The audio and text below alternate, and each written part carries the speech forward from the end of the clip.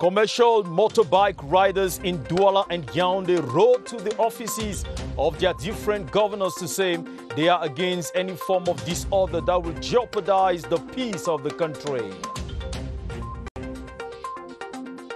Political party leaders and the academia in Cameroon are lambasting the call for insurrection, saying it will only be detrimental in the world of tragic inevitability. And the construction of two 225-kilowatt single-circuit transmission lines from Abombang in the east to the littoral now stands at 20% and must be delivered in 2020. I am Benen Bumagana. Good evening and welcome to the 7:30 News.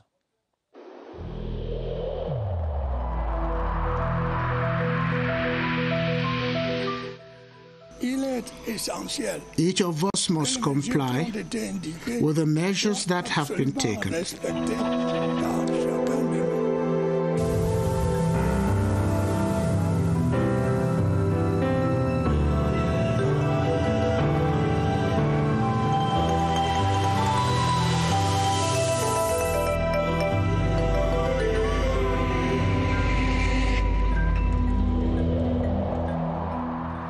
As we said in the headlines, commercial motorbike riders and hawkers in Yaoundé have pledged to bar the way to disorder in the capital. They took the commitment today during a meeting with the governor of the Central Region. Ibneza Kanga attended the meeting and brought back this report.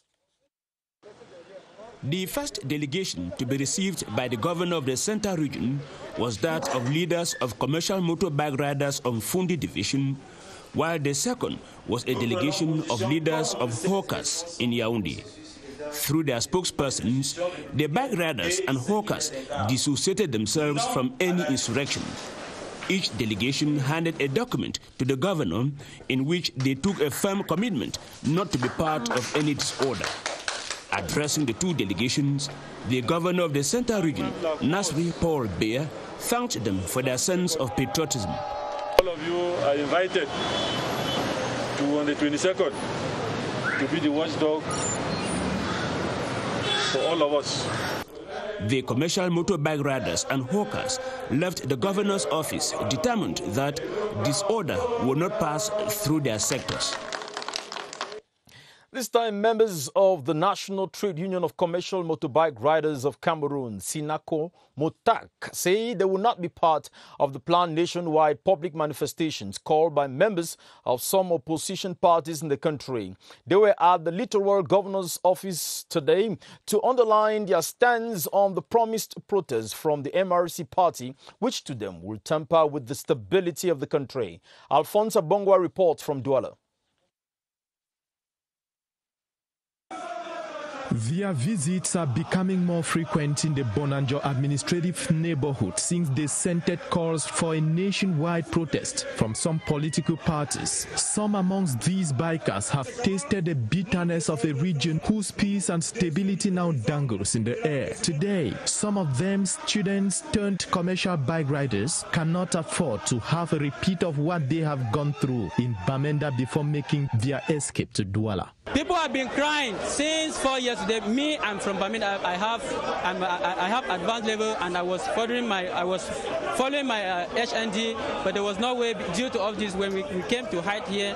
Now they want to light fire in Douala. We said no to that. Through the National Trade Union of Commercial Bike Riders of Cameroon, SINACO MOTAC, they have come to tell the governor of the littoral region that they will not be part of the nationwide protest. We are everywhere running for peace. So when we heard that there is one political party who wants to destabilize Cameroon, we were very, very annoyed, and they want to use us as the image to bring political instability in Cameroon. But for us, we said no to that. Littoral Governor Samuel Dieudonné Vahadibua told the bikers that by this simple act, they have shown their attachment to Republican institutions. It is the second wave of bike riders visiting the governor with similar motives in 2 days.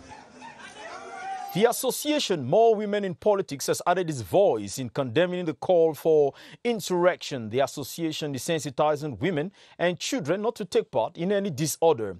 Here is the Vice President of More Women in Politics, Mpe Agbo Agnes Ika. An excerpt cut for us by Ebenezer Akanga. Every mother, you have as responsibility to educate your children, to take care of your children, to see that your children do what is right. And it will be of no use letting your children to go out rioting, causing disorder, that at the end of the day, you as a parent, you as a mother, you want to bear the pains. We are presently trying to educate our children and telling them the importance of peace, why they should stay home, not to go to the streets to riot. Traditional rulers have joined their voices to a host of others expressing their disapproval at calls for insurrection, while some say sensitization is necessary to ensure that youths do not involve themselves in any activities that undermine peace. Others explain that vigilance is essential. Clarice Aritakang. Traditional rulers of the Mfundi division are unanimous in their reaction to calls for insurrection. We ask our population to continue going to work, and that disorder will not come through Mfundi. To preserve peace, we make use of vigilante groups. We are working to ensure peace for the population and the nation too. We are for peace. We say no to disorder. Other custodians of tradition insist that the rule of law must prevail. We are calling on the youth not to react to calls on insurrection. We are sensitizing our people and calling on the traditional rulers to sensitize and talk to their children, because Cameroon is a blessed country. In other communities, the same views have been echoed. To us, talking about insurrection is not on the agenda. We are against it. While more and more voices are united in their condemnation of any activities aimed at jeopardizing peace, traditional rulers have joined the queue to express their disapproval at threats to stability.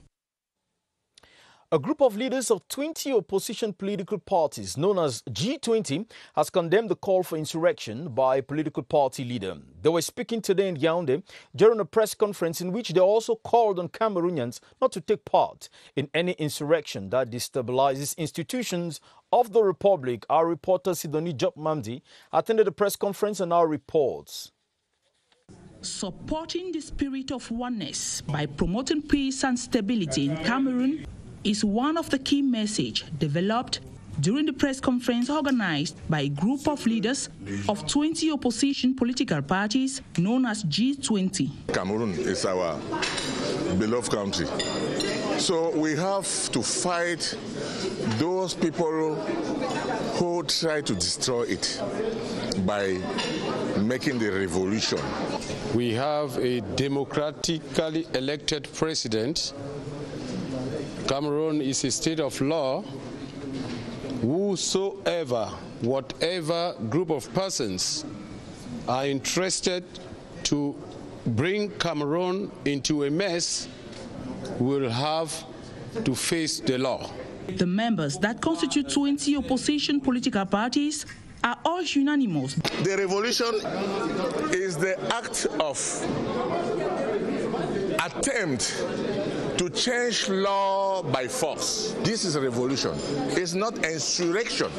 He is where he is, not out of his own willingness, but by the will of the people, by the will of God, through the people. The press conference was also an occasion for members of the G20 to call on administrative authorities to be vigilant so as to prevent the planned march, which can destroy the social peace of Cameroon. The CPDM party has condemned in very strong terms the insurrection announced by the national president of the MRC party, Maurice Kamto. In a declaration made by the National Secretary for Communication for the Central Committee, CPDM, Professor Jacques Famdongo calls on supporters of the party not to heed to any of the call.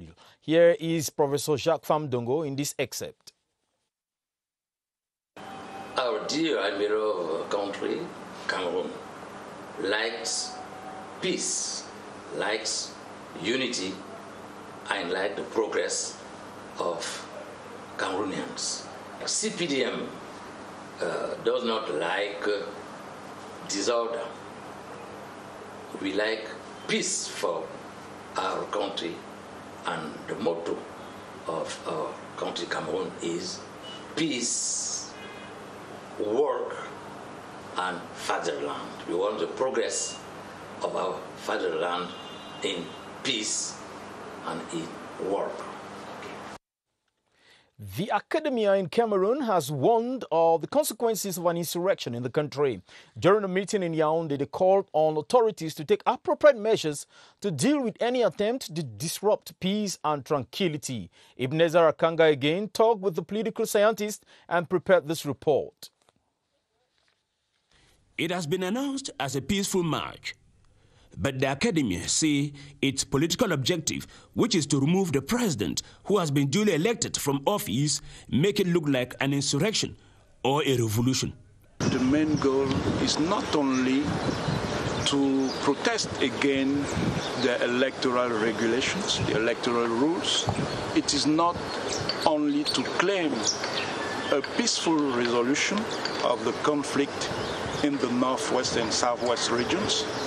It is clearly to obtain the departure of President Paul Biya. And it is not possible to have this political goal without an open conflict, because President Paul Biya has been elected.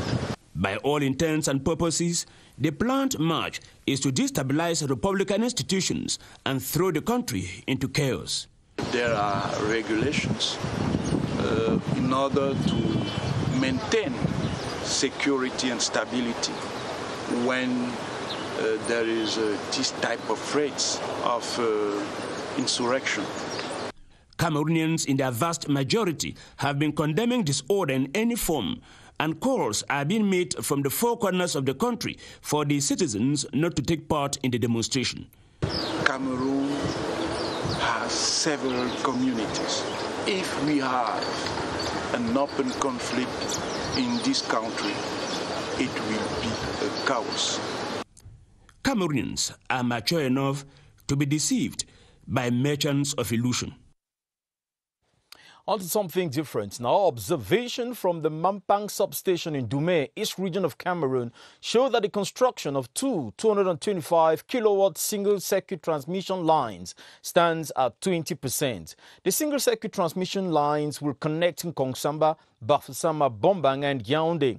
During a field visit to Dumé Friday, the Minister of Water Resources and Energy, Gaston Elundu Esomba, stressed that the project must be delivered in 2022 as expected. Constantine Baum reports. This project is expected to extend electricity transmission and transportation network for 4 regions. It is also expected to provide electricity to 423 new localities, targeting some 335,000 new consumers in rural areas. In 15 months, Eastern region will be connected to the interconnected network coming from Sanaga. We'll be able to supply all the need of this region. Eastern region will have a better electricity. Global percentage for prefabrication is around 95%, but for site is around 40%. We aim to finish everything on December 2021. The visit enabled the minister to once more reassure populations affected by the energy project that they will be duly compensated. The project is funded by the World Bank with the aim to improve rural electrification in Cameroon. 2 eminent Cameroonian professors who form part of the team that toiled to give Cameroon the polio-free status have been recognized with medals of valor. Professor Rose Ghana Foman-Leke, chairperson of the African Commission on Polio Eradication, and Professor Tetanye Ekwe, president of the National Committee for the Eradication of Polio, were both made members of the National Order of Valor. We hear in this report by Beatrice Ngom. Cameroon is polio-free according to the African Regional Commission for the Certification on Eradication, no doubt. But it took the team that worked to give Cameroon the status 30 years, and their steadfastness has paid off. The state has recognized the scientists who defended Cameroon's case. The President of the Republic has recognized all that effort and then has given me this decoration. I feel so humbled and I give God all the glory, and I'm very, very grateful for this. Yet, to be wild polio-free does not mean the country is completely safe. We are still having wild virus polio in Afghanistan and in Pakistan. For any reason, this polio, wild polio can come in our country. So it's very important for the mothers to take their kids to get immunized. 6 out of Cameroon's 10 regions continue to be polio risk zones. These 6 regions are the regions where we have discovered that the immunity of the children is not so strong. So we have to strengthen the immunity of these children in these special regions. The vaccination campaign against polio, launched Friday, will therefore target children in the risk zones. Let's stay in the Ministry of Public Health to say that it was a festive atmosphere today over there at the ministry as scores of top-ranking officials received medals in recognition for their services to the country. In the same ceremony, the board chair and Director General of the National Center for the Procurement and Supply of Essential Medicines and the pioneer Director General of the National Center for Blood Transfusion were also installed. Beatrice Losamba reports. It is a new era at the National Center for the Procurement and Supply of Essential Medicines as Belle Marie Melanie takes the steering as board chair to oversee the activities of Sinami. More fresh blood has also been pumped in as a 40-year-old pharmacist, Dr. Vandi Deli, is installed as Director General of the center. And Cameroon's blood bank should never run short of supplies. Recommendations made by the Minister of Public Health. Manaoda Malachi commissioned the new Director General of the National Blood Transfusion Center, Dr. Duram Banya. Social marketing to capture blood donors, and that's the greatest mission. It all begins with blood donation, and so if we get blood donors, the rest will follow. Cameroon owes this reputation to a handful of people recognized by the state this day. Just like them, Professor Rose Leke and co., who contributed to the eradication of wild polio in the country, are decorated, together with a whole gamut of renowned health specialists whose remarkable work earned them recognition.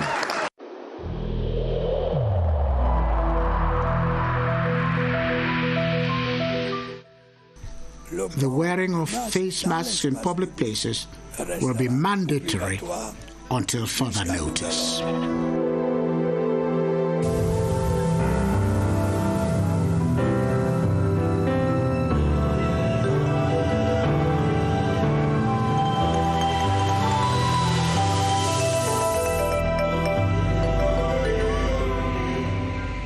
Let's pause a while to talk about our fight against COVID-19.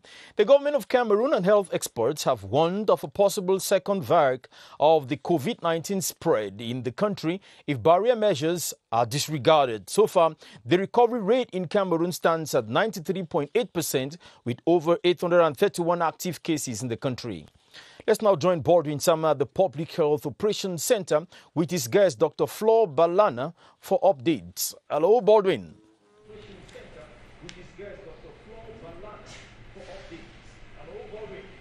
Good evening to you, Benin, and welcome. I should say it remains quite delicate given that very few Cameroonians believe that there is a possibility that we may have the outbreak of a second wave as far as the spread of COVID-19 is concerned, given that very few persons still continue respecting the different barrier measures to limit the spread of the virus. And public health experts say that upcoming situations such as the official reopening of the airports, the back to school for the 2020-2021 school year, and the official resumption of sporting activities activities may pave the way for the outbreak of a second wave for the spread of the virus in Cameroon. And that's what we shall be discussing with Dr. Flor Balana, who is the Deputy Head of the Investigation Unit here at the Public Health Emergency Center. Good evening, Doctor. Good evening. Tell us, what are the indicators of a possible outbreak for the second wave of COVID-19 in Cameroon? The increase of the reproduction rate, the increase of the positivity rate of the samples tested, and the increase of the occupancy rate of the management centers. And given that some health professionals in the country have gained a lot of experience taking care of COVID-19 patients in the country, with this possible outbreak of the second wave of COVID-19, given the health units in the country, can they manage the situation? The current team, with all the experience that it has gained and the capacity building sessions at all levels, is more than ready to respond to the event of a second wave of COVID-19 spread. Thank you so much, Dr. Flor Balana. You are the Deputy Head of the Investigation Unit here at the Public Health Emergency Operations Center. Benin Bumagana, public health experts have used this opportunity to remind parents and guardians to continue ensuring that their children respect all these barrier measures, especially on the eve of a back to school for the 2020-2021 school year. They should wear their face mask, especially children between 7 and 11. It is mandatory for them to wear face masks, but those below 5, it is not mandatory for them to wear face masks. Because if they stop respecting these barrier measures with the upcoming school year, the official opening of the airports, and the official resumption of sporting activities, we may find ourselves in a situation where there is this outbreak of the second wave of the spread of COVID-19. Back to you, Benin Bumagana.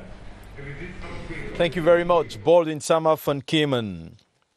The National Civil Engineering Equipment Pool, better known by its French acronym MATGENI, will henceforth take charge of the construction of culverts in the different councils across Cameroon. This was the outcome of a ceremony to launch the new project at the company's headquarters at MOTORBIKE in Yaoundé. Details from CRTV Center.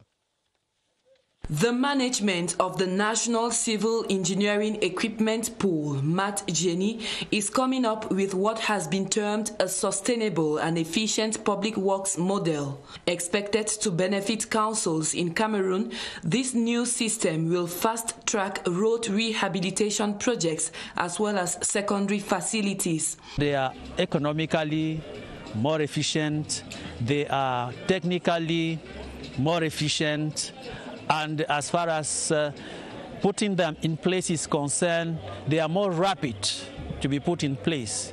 We don't interrupt the traffic for long. For less than 1 day, the traffic is interrupted, and then people, when it is installed, people start working again. Representing councils in the Centre region, Augustin Tamba pointed out that this innovative technique also has a socio-economic dimension, that of enhancing the decentralization process in the country. One of the major problems is to see how to solve problem of bridge and so on. And you have seen in a few minutes when the director given some technical explanation that we can use those special equipment in our rural road. Why? It has a cheapest cost.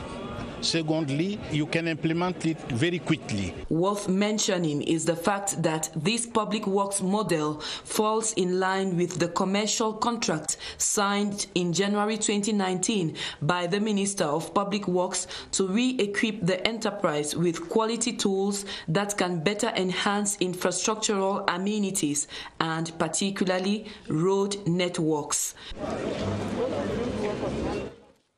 Over in the southwest region, a consignment of hospital equipment, bedding and other household materials have been donated to health centers and communities in Boya and its environs. The donation was made by Honorable Emilia Monjowa Lifaka in Boya following the launch of the Monjowa Lifaka Foundation. Henry McCauley reports.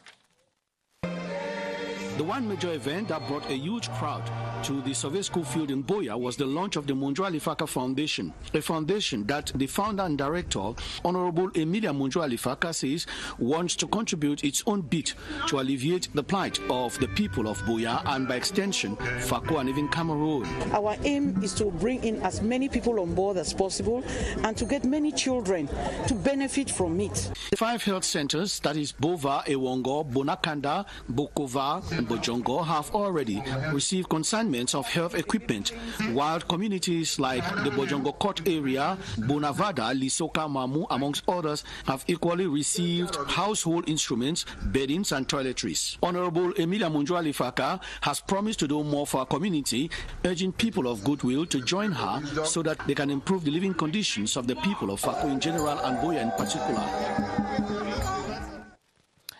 Looking forward to hang out with friends and family this weekend?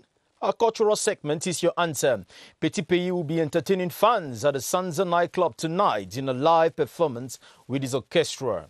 Fans of Aiju Mamadou will be served a new rhythm at his album launch in the Ahala neighborhood, and in cinema, Greenland will be premiered at the United Cinema Hall in Bankomo. Joyce Tata takes us through our cultural rendezvous.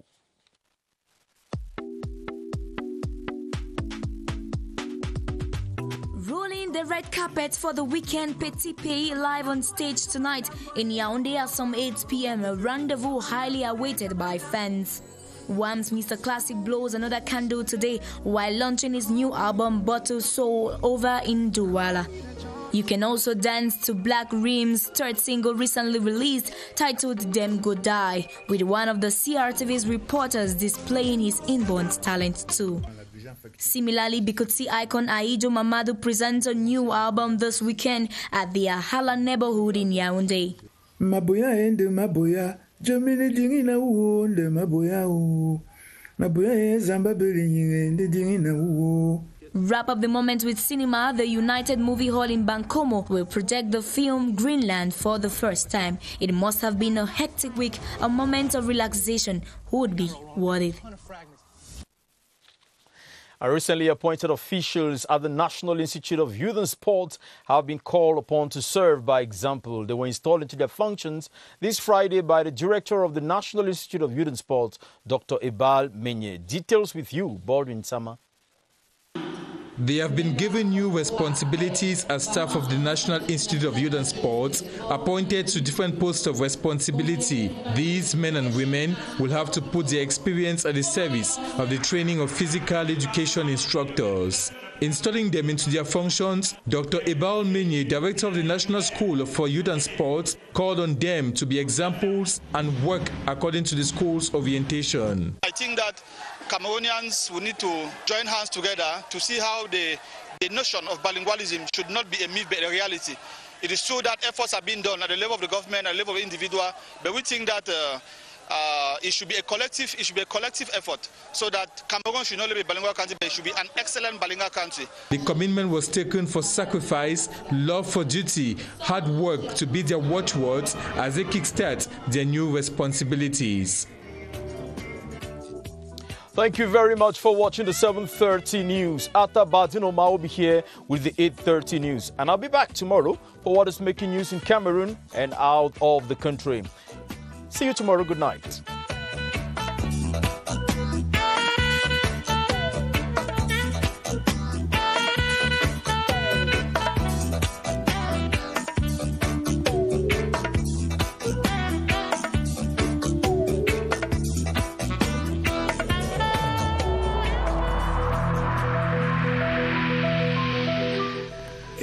In this connection, we should avoid stigmatizing.